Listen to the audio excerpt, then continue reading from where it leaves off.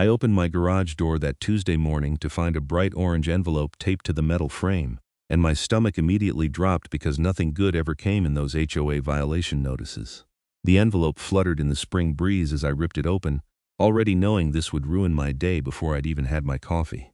Inside was a typed letter on official Whispering Pines Homeowners Association letterhead, and the words practically burned my eyes as I read them. Violation order.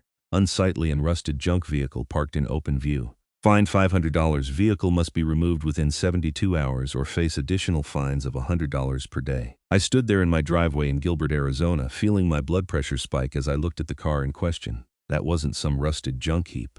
That was my 1969 Chevrolet Camaro SS, a matching numbers beauty that I'd spent the last 3 years meticulously searching for and had finally acquired 6 months ago for $85,000. The car was currently worth close to $180,000 according to the latest Barrett-Jackson estimates, and I had the documentation to prove every single original component was intact. The paint might have been faded, and there might have been some surface rust on the chrome bumpers, but that was the original patina that collectors paid premium prices to preserve. My name is Aaron Grayson, and I'd been living in this cookie-cutter subdivision for 2 years. I worked as a software engineer for a tech company in Chandler, and I'd bought this house specifically because it had a 3-car garage where I could store my growing collection of classic cars. The Camaro was supposed to be my retirement investment, a piece of American muscle car history that would only appreciate in value over time. I'd been planning to start a full restoration next month, but I wanted to enjoy it in its original condition first, take it to a few car shows, document everything properly. I pulled out my phone and immediately called the HOA management office. A woman answered after 4 rings, her voice professionally pleasant in that way that made my teeth grind. Whispering Pines HOA, this is Melissa speaking. Yeah, hi. This is Aaron Grayson at 4847 Saguaro Drive. I just got a violation notice about my car, and there's been a huge mistake. Let me pull up your file, Mr. Grayson. I heard keyboard clicking. Yes, I see the violation here, filed yesterday by our board president, Patricia Morrison.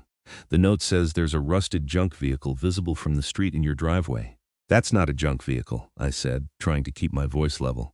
It's a 1969 Camaro SS, a classic car worth nearly $200,000. It's an investment vehicle. I understand your frustration, Mr. Grayson, but according to our CC&Rs Section 12, Paragraph 4, no vehicles in disrepair or with visible rust may be stored in view of the street or neighboring properties. The vehicle in question appears to have significant rust and faded paint. That's original patina. It's supposed to look like that.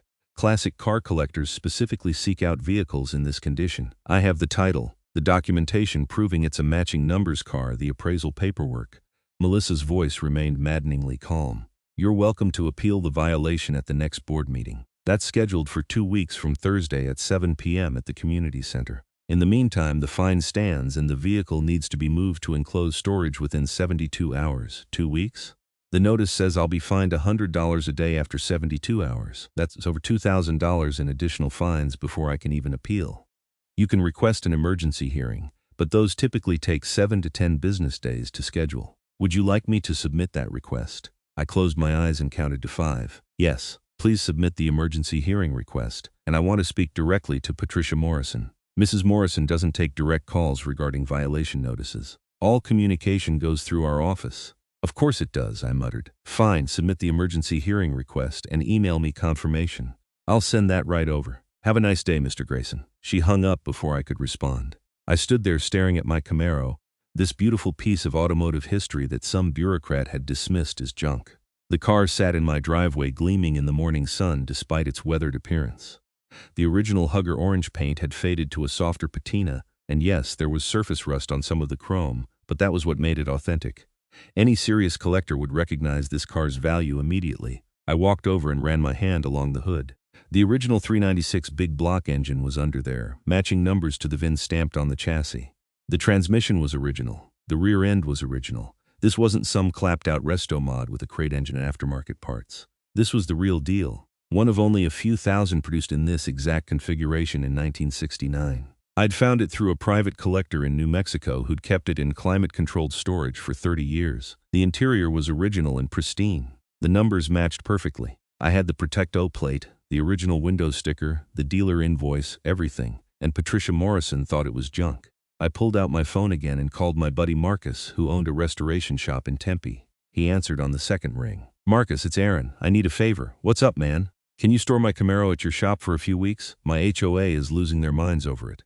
Marcus laughed. The '69 SS? Are you serious? That car's a museum piece. Tell that to Patricia Morrison. She slapped me with a $500 fine and called it rusted junk. That's insane. Yeah, bring it by anytime. I've got space in the climate-controlled bay. Actually, you should let me document it properly, get some professional photos for the appraisal.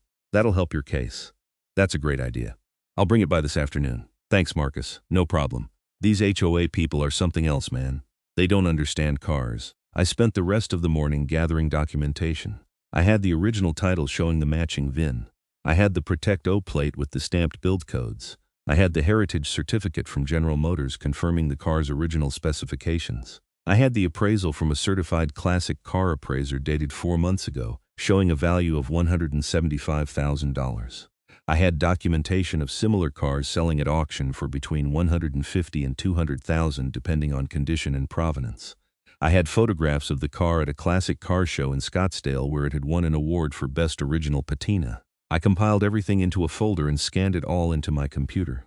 Then I drafted a formal response to the HOA violation notice, explaining in detail exactly what the car was, providing documentation of its value, and requesting an immediate withdrawal of the fine. I attached all the supporting documents and sent it to the HOA management office with a read receipt. That afternoon I drove the Camaro to Marcus's shop. The engine rumbled to life with that distinctive big block sound that made my heart race every single time. This was why I collected these cars. It wasn't about having shiny toys in my garage. It was about preserving American automotive history, about experiencing the raw power and engineering excellence of a bygone era. This car had been built when American manufacturers were pushing the boundaries of performance, when muscle cars ruled the streets and a high school kid could walk into a dealership and order a 400-horsepower beast straight off the showroom floor. Marcus was waiting when I pulled into his shop. He walked around the Camaro slowly, admiring every detail. Man, this thing's even better than I remembered. The paint fade is perfect. You see how the orange has that sun-bleached look but no cracking or checking? That's years of careful storage. And this chrome, the pitting, is exactly what you want to see on an original car. This is honest patina, not neglect. Try explaining that to my HOA president, I said. Marcus shook his head. Let me get some photos. I'll write up a detailed condition report too. You want me to bring this to the meeting with you? I might take you up on that. Let me see if they even grant me a hearing first. I left the Camaro with Marcus and drove home in my daily driver, a boring but practical Honda Accord. When I got back to Whispering Pines, I saw Patricia Morrison herself standing in her front yard 3 houses down from mine. She was probably in her mid-50s, with that severe haircut that seemed to be required for HOA board presidents everywhere, and she wore white capri pants with a floral blouse despite the heat. She was talking to another neighbor, and I watched as she pointed toward my house and shook her head disapprovingly. I parked in my driveway and walked over. Patricia stopped mid-sentence when she saw me approaching. Mrs. Morrison, I'm Aaron Grayson. I wanted to talk to you about the violation notice I received this morning. Her expression didn't change. Mr. Grayson, I trust you received the notice regarding your junk vehicle. That's what I wanted to discuss. That car isn't junk. It's a classic 1969 Camaro worth close to $200,000. I have all the documentation to prove it. Patricia crossed her arms. Mr. Grayson, I don't care if you paid $1 million for that eyesore.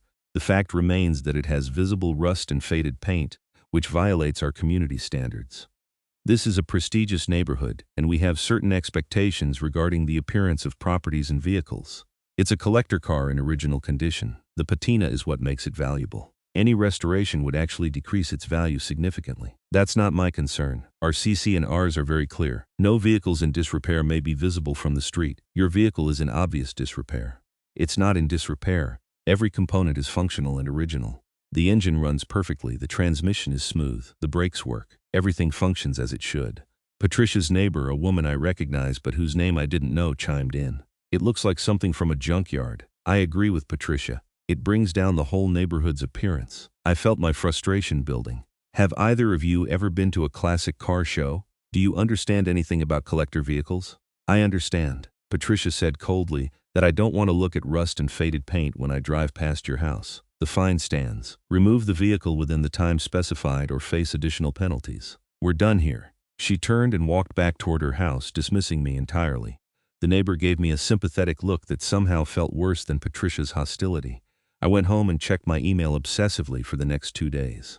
Finally, I received a response from the HOA management office. The email was brief and unhelpful. My request for an emergency hearing had been reviewed and denied. The earliest available hearing date was the regularly scheduled board meeting in 12 days. The fine remained in effect, and since I had moved the vehicle, no additional daily fines would accrue. However, the $500 violation fine was still outstanding and needed to be paid within 30 days. I immediately drafted another email. I explained again that the car was not junk, attached all the documentation again, and requested a full refund of the fine. I pointed out that the CC&Rs specified vehicles in disrepair, and my vehicle was demonstrably not in disrepair. I cited the specific language in the covenant and explained how it didn't apply to a fully functional collector vehicle with original patina. The response came back within an hour. It was from Patricia Morrison herself this time.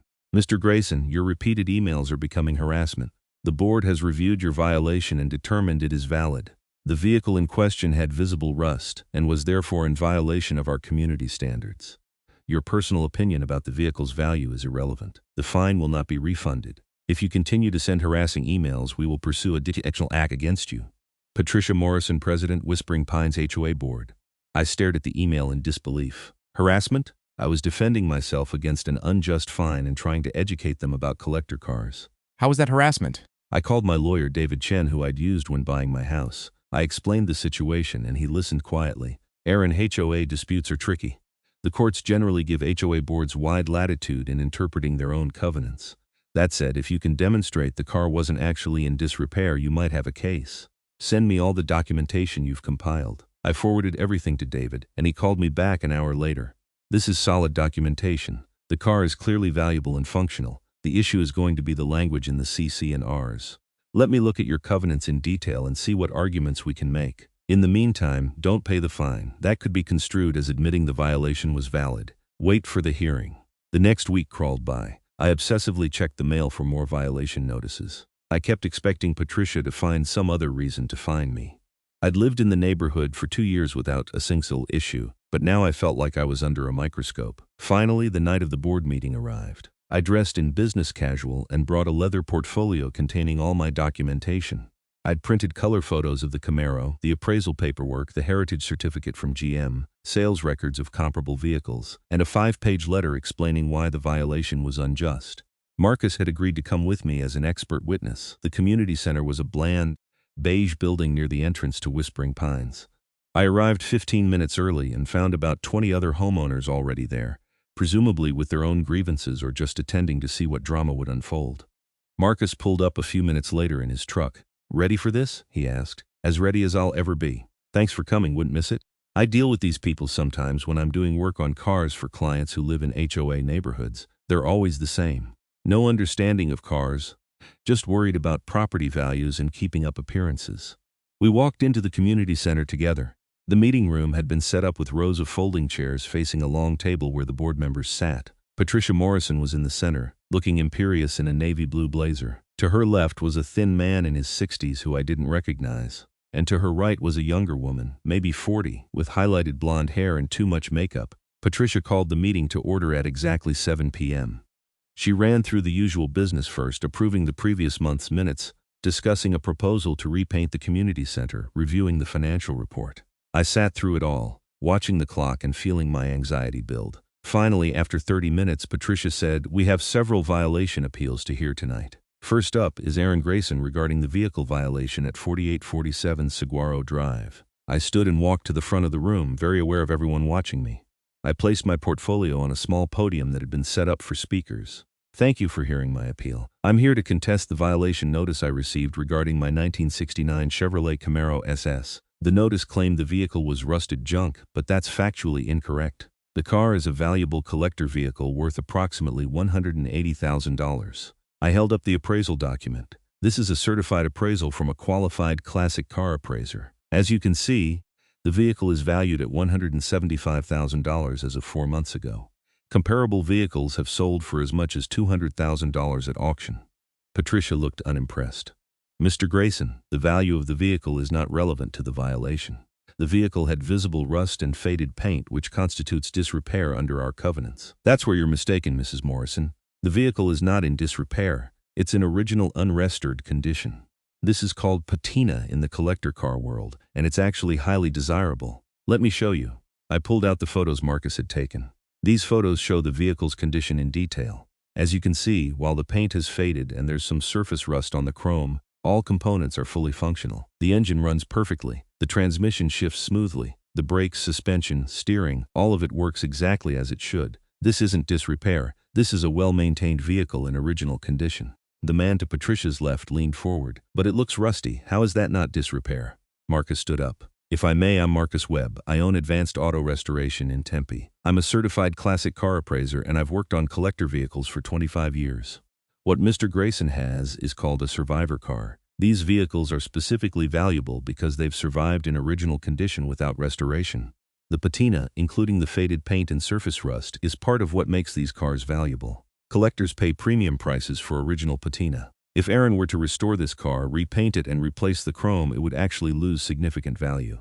Patricia shook her head. That makes no sense. Why would anyone want a rusty car? Because it's authentic, Marcus explained. It's history. This car still has every component it was built with in 1969. The paint is original. The chrome is original. You can't recreate that authenticity once it's gone. A restored car is beautiful, but it's not original. This car is a time capsule. The blonde woman on the right spoke up. I understand what you're saying, but our covenants don't make an exception for collector cars. They say no vehicles in disrepair with visible rust. That seems pretty clear, I jumped in. But the covenant says vehicles in disrepair.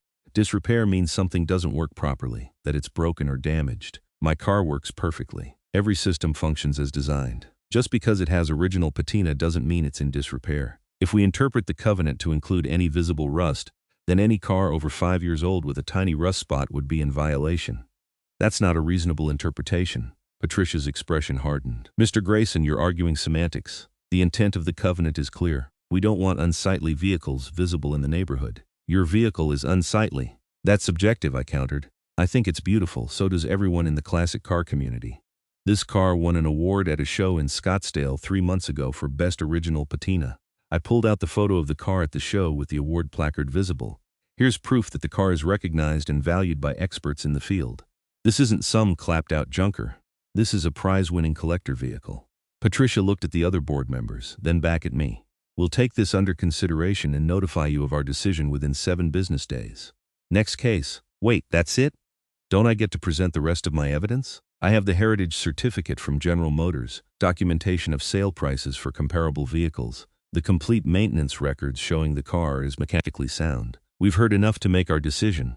Please sit down, Mr. Grayson. I stood there for a moment, frustrated beyond words. Marcus touched my elbow and nodded toward the seats. We sat down and I listened numbly as the board heard 2 more cases. Both minor landscaping violations that were quickly resolved. When the meeting ended, I gathered my documentation and walked out with Marcus. That was a joke, I said. She didn't even look at most of my evidence. Patricia Morrison's made up her mind, Marcus said. She doesn't like your car, so it doesn't matter what you show her. She's going to uphold the fine, so what do? You fight it. Get your lawyer involved. Take them to court if you have to. You're in the right here. I drove home feeling defeated. Sure enough, 5 days later, I received a letter from the HOA management office. The board had reviewed my appeal and determined that the violation was valid. The $500 fine stood. I had 25 days to pay it before additional penalties would be assessed. I immediately called David Chen and scheduled a meeting. The next day, I sat in his office in downtown Phoenix while he reviewed all my documentation. This is ridiculous, he said finally. You clearly have a strong case that the vehicle wasn't in disrepair. The issue is whether it's worth the cost to fight it. Taking the HOA to court will cost you several $1,000s in legal fees, and there's no guarantee you'll win. Sometimes judges side with HOAs even when they're clearly wrong. I'm not paying them $500 for calling my car junk, it's the principle. David nodded. I get it. Okay, here's what we'll do. I'll send them a formal demand letter laying out your case and threatening legal action if they don't withdraw the fine. Sometimes that's enough to get them to back down. If it's not, we'll file a lawsuit in small claims court. That'll keep your costs down. Do it. Send the letter. David drafted a strongly worded letter explaining why the violation was improper, citing the documentation I'd provided, and demanding that the HOA withdraw the fine and issue a formal apology. He sent it via certified mail. 2 weeks passed. Finally, a response came. It wasn't from the HOA management office. It was from a law firm representing the Whispering Pines HOA. The letter was even more infuriating than Patricia's original violation notice. It claimed that I was harassing the board, that my repeated appeals were frivolous, and that if I didn't pay the fine immediately, the HOA would file a lien against my property and pursue legal action to recover their costs. They also claimed I owed them an additional $800 in legal fees for having to retain counsel to respond to my baseless complaints. I called David immediately. He was as angry as I was. "This is absurd. They're trying to bully you into paying. Don't worry about the lien threat. They can't place a lien for a single unpaid fine. And charging you for their legal fees when you haven't even filed suit yet? That's not going to hold up. We're filing in small claims court tomorrow." David prepared the paperwork, and we filed a lawsuit against the Whispering Pines HOA seeking a declaration that the violation was improper, a refund of any fines paid, and compensation for my legal fees. The filing fee was $150, and David agreed to represent me for a flat fee of $2,000, which was generous considering the time this would take. The HOA was served with the lawsuit a week later. I half expected Patricia Morrison to show up at my door screaming, but instead, I just got another letter from their attorney. They were filing a counterclaim for the original $500 fine plus their legal fees, which they now claimed were over $3,000. "They're trying to scare you," David explained when I called him in a panic. "It's a common tactic. They figure most people will just pay the original fine rather than risk owing thousands more. But we're not backing down. We have the evidence on our side." The court date was set for 6 weeks later. In the meantime, I kept the Camaro at Marcus's shop, safely away from Patricia Morrison's judging eyes. I went to work every day feeling distracted and angry. I'd never been in a lawsuit before, and the stress was affecting everything. I wasn't sleeping well. I snapped at coworkers over minor things. I spent my evenings researching HOA case law and reading horror stories online about other homeowners who'd been destroyed by their associations. Finally, the court date arrived. It was a Wednesday morning at the Maricopa County Superior Court in downtown Phoenix. I took the day off work and met David in the courthouse lobby at 8:30 a.m. We went through security and found the right courtroom on the 3rd floor. The HOA was represented by a lawyer named Kenneth Marsh, a silver-haired man in an expensive suit who looked like he'd been doing this for decades. Patricia Morrison sat behind him in the gallery, along with the 2 other board members I'd seen at the meeting. The judge, a stern-looking woman in her 50s named Judge Ramirez, called the case at 9 a.m. sharp. Both sides presented their arguments. Kenneth Marsh went first, claiming that the HOA had a right and duty to enforce its covenants, that the language regarding vehicles in disrepair with visible rust was clear, and that my car violated those standards. He made it sound like I was trying to store a rusted-out wreck in my front yard, deliberately ignoring all the documentation proving otherwise. Then it was our turn. David methodically presented the evidence. He showed the appraisal. He showed the photos. He showed the heritage certificate from GM. He showed the award from the car show. He called Marcus as a witness, and Marcus explained eloquently why patina was valuable and why the car was not in disrepair. Judge Ramirez listened to everything carefully, occasionally asking questions. When both sides had finished presenting their cases, she sat back and was quiet for a long moment. "This is an interesting case," she finally said. "Mr. Marsh, your argument rests on the language in the covenant about visible rust. But Mr. Chen has presented compelling evidence that Mr. Grayson's vehicle is not in disrepair. The car is functional, valuable, and has been recognized by experts in the field as a significant collector vehicle. The rust visible on the vehicle is not indicative of disrepair but rather of original condition, which is apparently desirable in the collector car market." Kenneth Marsh started to object, but Judge Ramirez held up her hand. "I'm not finished. The covenant in question states, and I quote, 'No vehicles in disrepair or with visible rust may be stored in view of the street.' The problem with this language is that it's ambiguous. Does it mean vehicles in disrepair which also have visible rust, or does it mean vehicles in disrepair as well as any vehicles with visible rust regardless of their condition? The HOA is interpreting it as the latter, which would mean any vehicle with any rust spot, no matter how minor or how functional the vehicle, would be in violation." She paused and looked at Patricia Morrison. "Mrs. Morrison, if we accept your interpretation, would a 5-year-old Toyota with a small rust spot on the bumper be in violation?" Patricia looked uncomfortable. "Well, that would depend on the circumstances. So you're saying the board would use discretion in applying the covenant?" "Of course, we use reasonable judgment, but you didn't use reasonable judgment with Mr. Grayson's vehicle.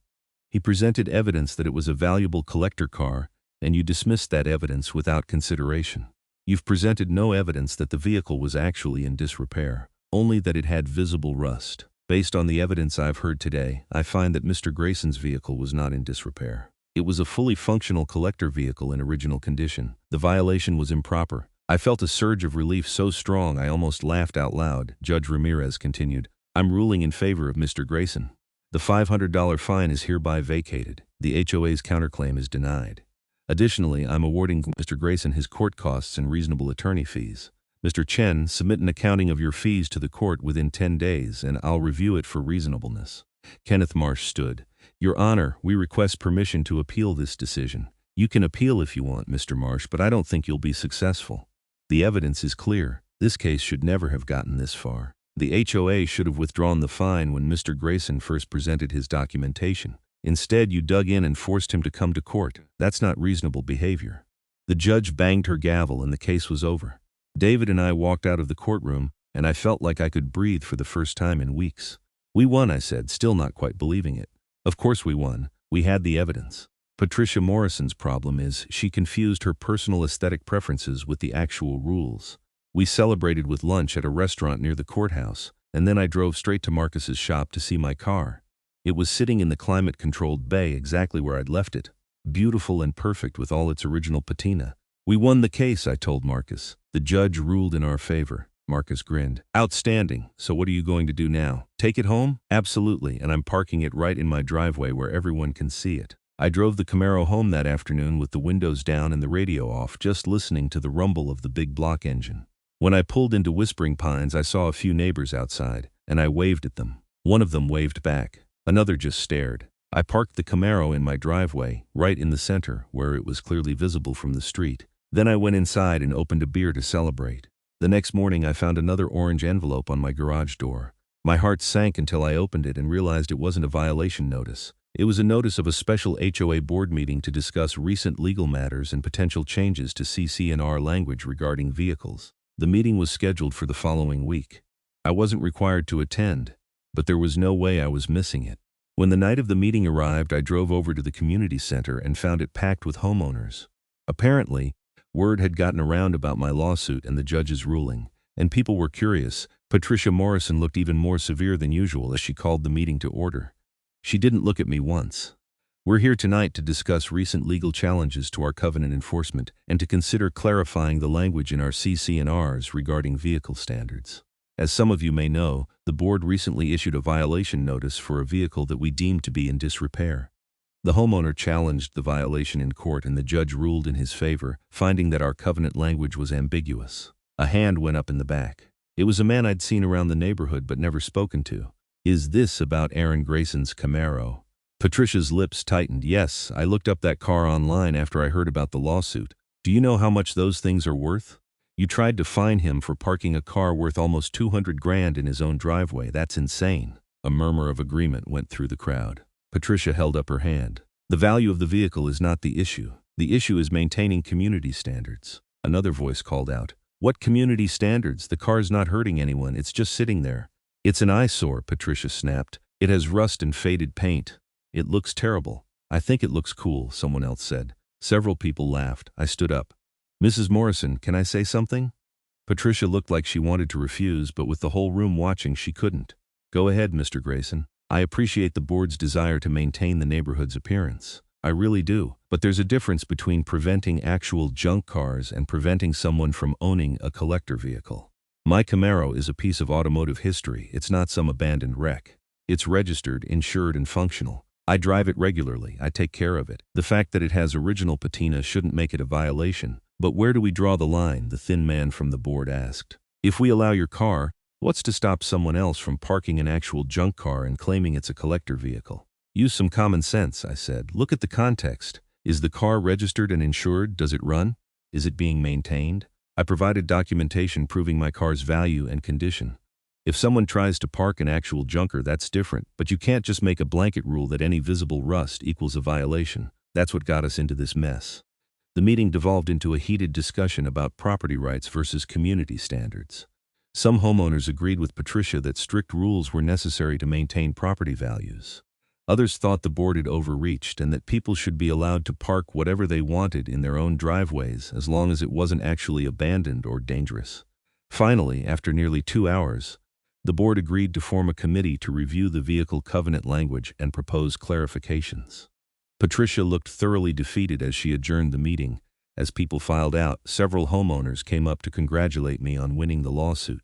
A few asked about the car and seemed genuinely interested. One older man told me he used to have a 1968 Mustang and regretted selling it 30 years ago. "Hang on to that Camaro," he said. "You've got something special there." I drove home feeling vindicated.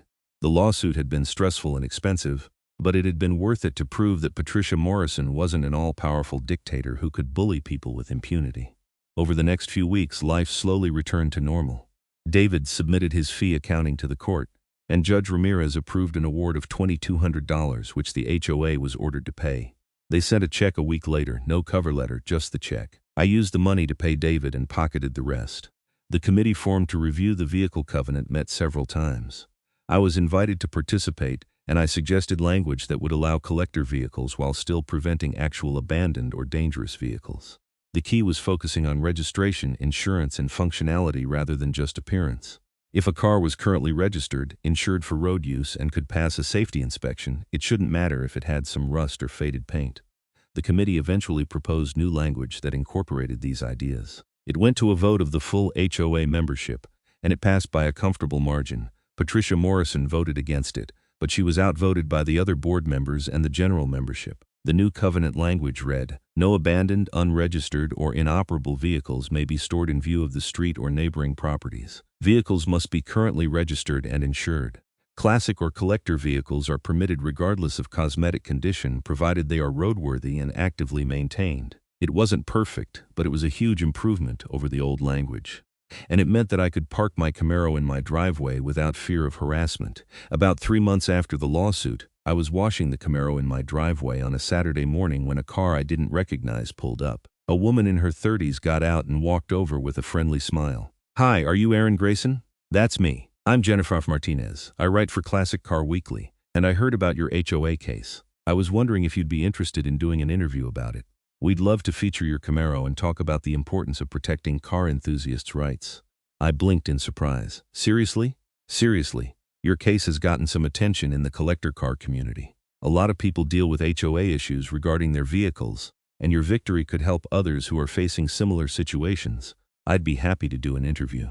Jennifer spent the next hour photographing the Camaro from every angle and asking me detailed questions about the car's history, the lawsuit, and the changes to the HOA covenant. She was knowledgeable about classic cars and asked intelligent questions about the matching numbers designation and the value of original patina. "This is going to be a great story," she said as she packed up her camera equipment. "We'll run it in next month's issue. I'll send you a copy." True to her word, the article appeared 5 weeks later. It was a full 4-page spread with gorgeous photos of the Camaro and a detailed account of the HOA dispute. The headline read, "Standing Up for Survivors: How One Owner Fought His Alt HOA and Won." The article painted me as someone who'd stood up for the rights of car collectors everywhere, and it used my case as a springboard to discuss the broader issue of HOAs and their often arbitrary rules. The response was overwhelming. I received emails from car enthusiasts all over the country thanking me for fighting the good fight. Several people shared their own HOA horror stories. A few asked for advice on how to handle similar situations with their own associations. Marcus called me laughing, saying 3 new clients had contacted him specifically because they'd seen his quotes in the article. Even better, a collector in California who'd read the article reached out to ask if I'd be interested in selling the Camaro. He offered me $205,000, explaining that he'd been looking for an unregistered '69 SS with matching numbers for years, and mine was exactly what he wanted. I thought about it seriously. The money was tempting, and it would have represented a nice profit on my investment. But every time I looked at the car sitting in my driveway, I remembered the fight I'd gone through to keep it there. This wasn't just a car anymore, it was a statement. It represented standing up for what was right even when it would have been easier to back down. I politely declined the offer. Patricia Morrison never apologized or acknowledged that she'd been wrong. She remained president of the HOA board for another year before stepping down, citing personal reasons. The rumor I heard through neighborhood gossip was that she'd been voted out by the other board members who were tired of her rigid enforcement style and the legal bills she'd racked up. Her replacement was a younger guy named Tom who worked in real estate and had a much more relaxed approach to covenant enforcement. He actually stopped by my house a few weeks after taking over as president to introduce himself and to see the famous Camaro. "That's a beautiful car," he said, walking around it admiringly. "I can't believe Patricia tried to fine you for this. It's clearly something special." "Thanks. I'm glad the new covenant language is working out." "It is. We haven't had any issues. People seem to understand the difference between a collector car and an actual abandoned vehicle." Common sense prevails. That's all I ever wanted. Just some common sense. Tom and I became friendly after that. He'd wave when he saw me driving the Camaro, and occasionally he'd stop to chat about cars or neighborhood matters. It was a refreshing change from Patricia's hostile attitude. I started taking the Camaro to more car shows around Arizona. It won awards at several events, always in the Survivor or Original Patina categories. I met other collectors who appreciated the car's authenticity and originality. I joined a classic Camaro club and made friends with people who understood why I'd fought so hard to keep the car in my driveway. One afternoon about a year after the lawsuit, I was working in my garage with the door open when I noticed someone standing at the end of my driveway. It was Patricia Morrison. She looked older than I remembered, more tired. She stood there for a moment as if unsure whether to approach, and then she walked up slowly. "Mr. Grayson, do you have a minute?" I put down the wrench I'd been holding. "Sure. I wanted to apologize for how I handled the situation with your car. I was wrong to fine you, and I was wrong to fight you in court instead of just listening when you tried to explain. I let my personal feelings about how the car looked override the facts about what it actually was. I was so surprised I didn't know what to say for a moment. I appreciate you saying that. I'm not president anymore. I stepped down last year, and I've had time to think about a lot of things. I realized I'd become one of those HOA people everyone hates, you know? The kind who cares more about enforcing rules than about being a good neighbor. That's not who I wanted to be." "It takes courage to admit when you're wrong," I said. Patricia nodded. "I know I caused you a lot of stress and cost you money. I'm genuinely sorry for that. Your car is beautiful and I was too stubborn to see it." "Thank you, Mrs. Morrison. That means a lot." She gave me a small, sad smile and walked back to her house. I watched her go, feeling a strange mix of emotions. I'd spent so long being angry at Patricia Morrison, viewing her as the enemy, that I'd forgotten she was just a person who'd made mistakes. Her apology didn't erase what she'd done, but it was something. That evening, I took the Camaro out for a drive. I cruised through Whispering Pines with the windows down, enjoying the warm Arizona evening air and the rumble of the engine. A few neighbors waved. I waved back. The car that had caused so much conflict had become a fixture in the neighborhood, something people recognized and appreciated. I drove out to the Loop 101 and opened up the throttle, feeling the big block engine roar to life. The acceleration pressed me back in the seat and I couldn't help but grin. This was why these cars mattered. Not because they were perfect and shiny, but because they were real. They had history, they had soul. They represented a time when cars were built to be driven hard and enjoyed, not just to look pretty in a showroom. When I got home, I parked the Camaro in my driveway in its usual spot. The orange paint glowed in the porch light and the chrome bumpers gleamed despite their patina. To me, it was the most beautiful car in the world. I went inside and pulled up the photos Jennifer Martinez had taken for the magazine article. There was one shot in particular that I loved, a three-quarter front view that perfectly captured the car's aggressive stance and the character in its weathered appearance. I had it printed and framed, and I hung it in my garage. Below the photo, I added a small plaque with a quote I'd found that seemed appropriate. "Patina cannot be created. It can only be earned through years of use, care, and survival." That pretty much summed up both the car and the experience of fighting for it. The Camaro had earned its patina through decades of existence, and I'd earned my right to own it and display it through the fight with the HOA.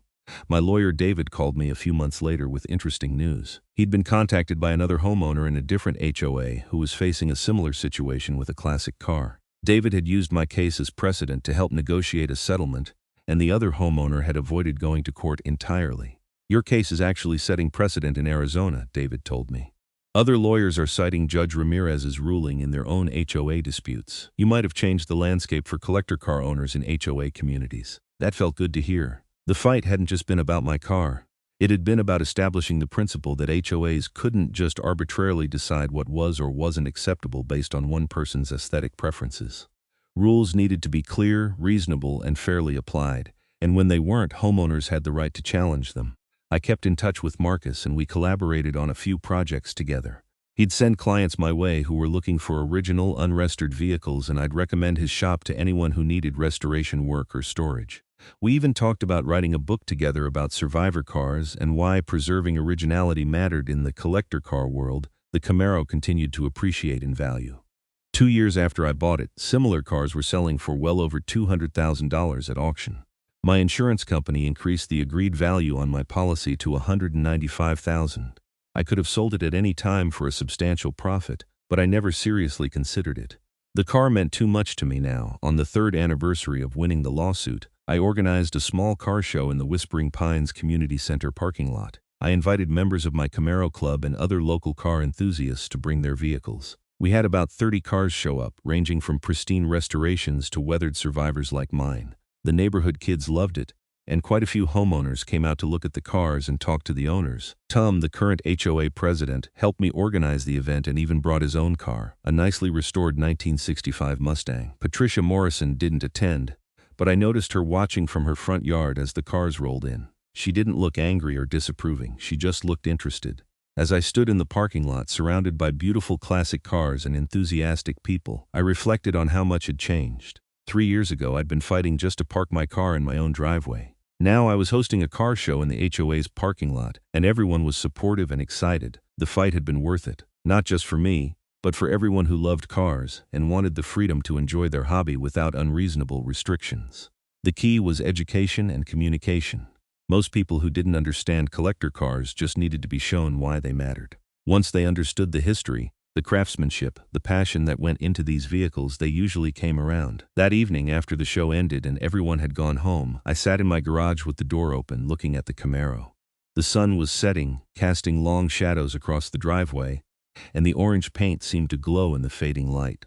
I thought about the journey this car and I had been on together. The excitement of finding it, the joy of owning it, the frustration of the HOA dispute, the stress of the lawsuit, and finally the vindication of winning. Every scratch, every fade mark, every bit of patina on this car had a story. And now so did I. The story of standing up for what was right, even when it was difficult. The story of refusing to back down when someone with authority tried to bully me into submission. The story of fighting not just for myself, but for a principle that mattered. I walked over and ran my hand along the fender, feeling the slightly rough texture of the weathered paint. This car was a survivor, and now so was I. We'd both been through challenges and come out stronger on the other side. My phone buzzed with a text from Marcus. "Great show today, man. Your Camaro looked perfect. That's what it's all about." I smiled and typed back, "Thanks for everything. Couldn't have done it without your help." Another text came through, this time from a number I didn't recognize. "Mr. Grayson, this is Patricia Morrison. I attended your car show from afar today. It was lovely, and your passion for these vehicles really showed. I'm glad you fought for your right to enjoy your car. You were right, and I was wrong. I hope you can forgive me." I stared at the text for a long moment, feeling a complicated mix of emotions. Then I typed, "Thank you, Mrs. Morrison. Water under the bridge. I hope you're doing well." She responded immediately, "I am, and please call me Patricia. Take care, Aaron." I set the phone and looked back at the Camaro. The story had come full circle. The antagonist had become, if not a friend, at least someone who'd learned from her mistakes and grown as a person. The neighborhood had learned that different didn't mean bad, and that preserving history sometimes meant accepting imperfection. And I'd learned that sometimes you have to fight for what matters, even when the odds seem stacked against you. The garage light flickered on automatically as darkness fell. I decided to take the Camaro out for one more drive before calling it a night. I climbed in, turned the key, and felt that familiar rumble of the big block coming to life. The engine settled into a smooth idle, and I backed out of the garage slowly, savoring the moment. As I drove through the neighborhood, I passed Patricia's house. She was standing on her front porch, and when she saw me, she waved. I waved back. It was a small gesture, but it represented something larger: reconciliation, understanding, growth. I drove out to the desert highway and opened up the throttle, feeling the Camaro surge forward with that intoxicating acceleration that never got old. The stars were coming out overhead, and the desert stretched endlessly in all directions. This was freedom. This was why these cars mattered. This was why I'd fought so hard. When I got home an hour later, I parked the Camaro in the driveway one more time. Tomorrow, I'd probably move it into the garage to protect it from the Arizona sun. But tonight, I wanted it out where I could see it from the house. I wanted to remember what it represented and what we'd been through together. I walked inside, poured myself a drink, and sat by the window looking out at the car. The matching numbers 1969 Camaro SS that Patricia Morrison had called rusted junk. The car that was actually worth $180,000 and climbing. The car that had taught me about standing up for my rights and never backing down when I knew I was right. It sat there in my driveway, proud and beautiful in all its original patina glory. And I knew that no matter what happened in the future, no one would ever make me feel ashamed of owning it again.